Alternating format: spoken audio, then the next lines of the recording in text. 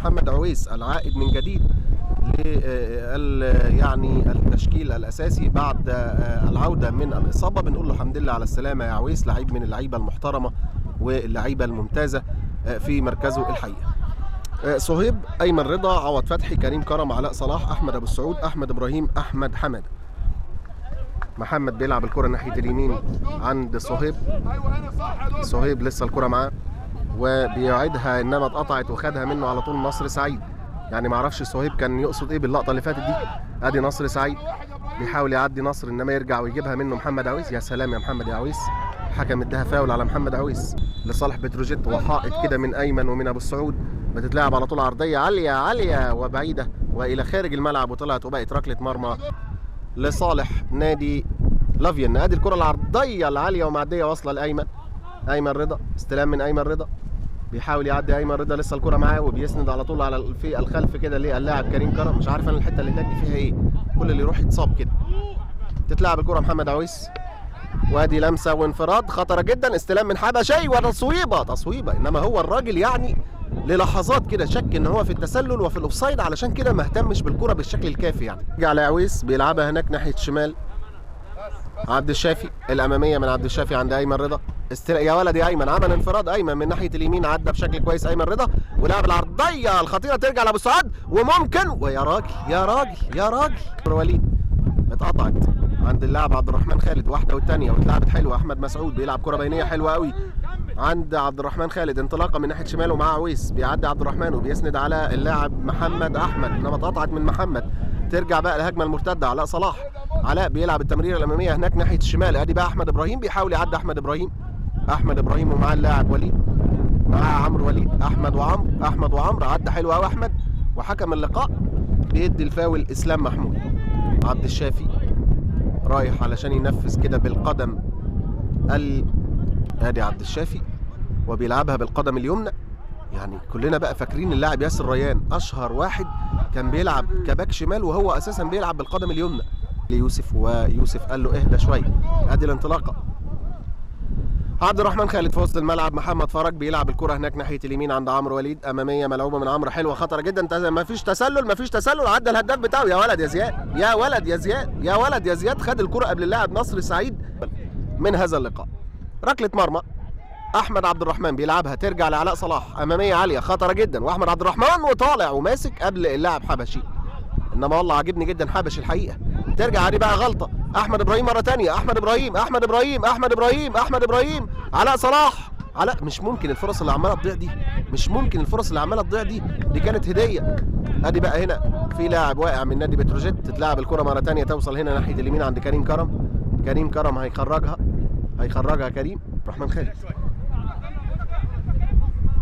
اتلعب الكره مره ثانيه وتوصل لكريم كرم في وسط الملعب، بيلعب هناك ناحيه الشمال للاعب عبد الشافي، وادي الهجمه وادي الانطلاقه الواحده والثانيه كده للاعبي نادي لافيينا في مباراه اليوم. ادي الكره ملعوبه الاماميه، علاء صلاح على حدود منطقه الجزاء، علاء صلاح، ايمن رضا هيشيل مره واحده، شال بالفعل مره واحده، عرضيه داخل منطقه خطيره، ميسي مش ممكن يا ميسي بالقدم اليسرى وتمر الى خارج الملعب، واخطر فرصه في المباراه. التنفيذ والركله الحره، كابتن مصطفى دونا واقف على الخط وبيدي التعليمات.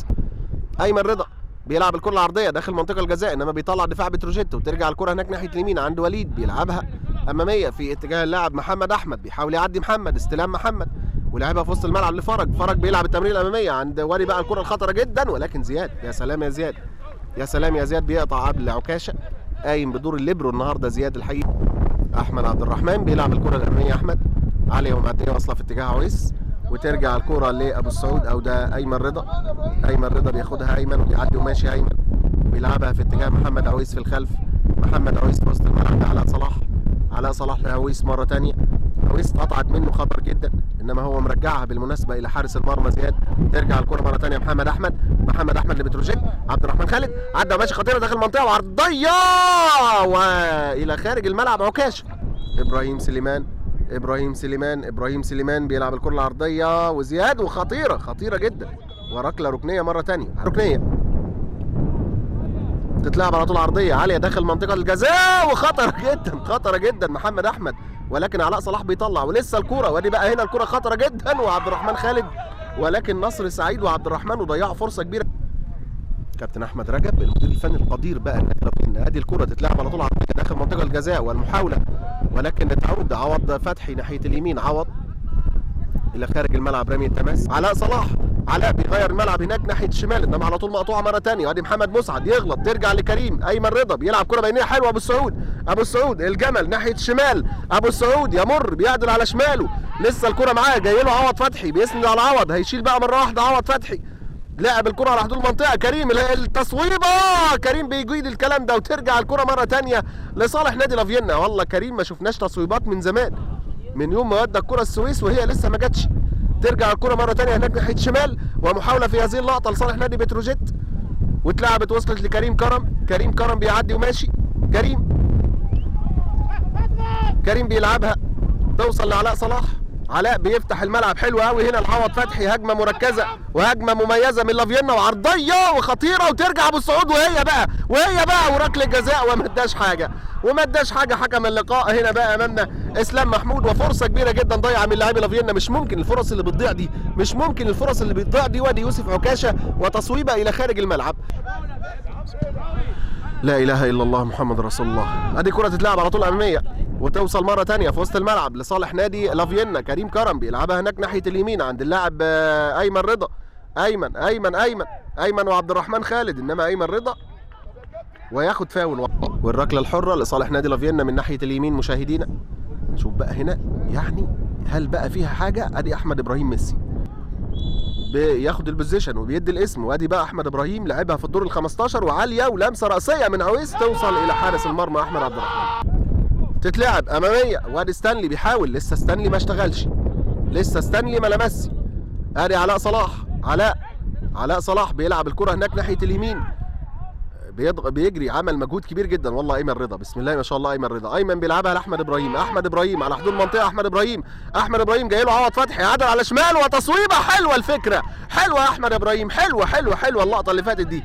ابراهيم سليمان لصالح نادي بتروجيت، ابراهيم سليمان بيلعب الكره العرضيه، وادي اللمسه الراسيه المره ثانيه، عوض فتحي، ستانلي، يلا بقى ستانلي، يلا قطار بيلعب كره حلوه، احمد ابراهيم ناحيه اليمين، احمد ابراهيم ومحمد مسعد، احمد ومسعد وابستراكشن واعتراض وركله حره، وقد ياتي الانذار للاعب مسعد. ايمن رضا على التنفيذ في هذه اللقطه، اللاعب ايمن رضا لاعب نادي لافيينا، والباك اليمين، ركله حره لصالح نادي لافيينا من على حدود منطقه الجزاء. ايمن رضا بيلعب الكره العرضيه داخل منطقه خطيره، وادي اللمسه العرضيه وستانلي ولكن الكره الى خارج الملعب وتسلل. مباراه اليوم اللاعب اللي عامل ماتش حلو عبد الشافي، هل يكون بقى صاحب اسيست من الركله الحره؟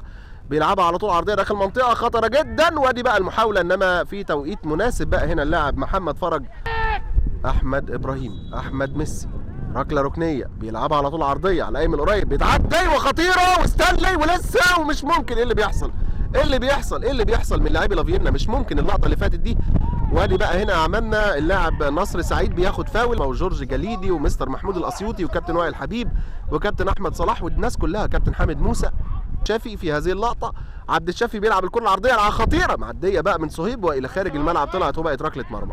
على الرغم من انه حبشي عامل ماتش حلو، انما فرصه كبيره جدا ضيعها برضه. ندرس بقى الفرص والامور دي.